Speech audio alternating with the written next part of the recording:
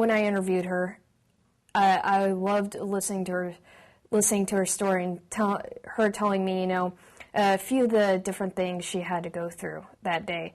She told me how she, never flew a plane before.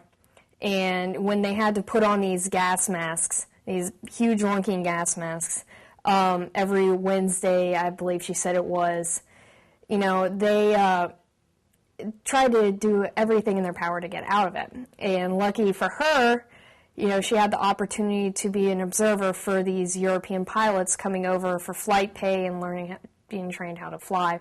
And she told me a story about how right when she was up in the air, she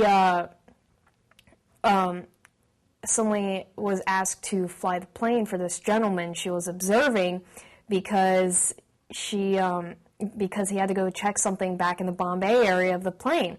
So she took the steering of this plane, and this was the first time ever flying a plane, nevertheless being in the air before, while this guy was, in the back of the plane with the Bombay doors wide open with thousands of feet below them. And, if she did one wrong move, she would send this guy flying down to his death. And the fact that she had to do that just, struck me as a very kind of powerful story, that she had the willpower to be able to go through that all of a sudden, take this huge lunking piece of machinery in her hands, thousands of feet up in the air, and, was able to keep her cool enough to keep the plane steady. And then, she told me a few other different stories that really captured me, too, about her time in the military during World War II at Carlsbad Canyon, New Mexico. It was just really fascinating.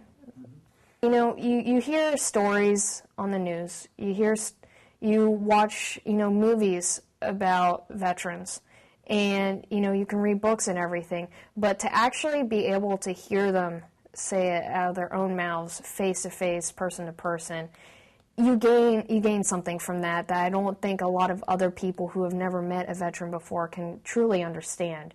And I don't know, I guess what I'm trying to say is that just hearing these stories from face to face was really impressive to me, and actually grabbed me right here to just kind of understand more what these people have gone through and what sacrifices they have done, given for our country.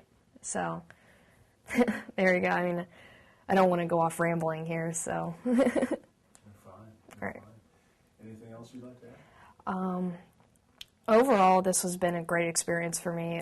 This whole project, I was a little, I wouldn't deny that I was a little wary about it at the beginning, because you just never know what buttons you're going to press with what these people have gone through, and I was a little bit nervous in the beginning that I might press one of those buttons and unlock some awful memories. But so far, all of the people that have come into us have been extremely sincere, have told us amazing stories about their struggles that have, again, touched me and made me understand. And so that first meeting with Lynn and the rest of the veterans just wiped all those,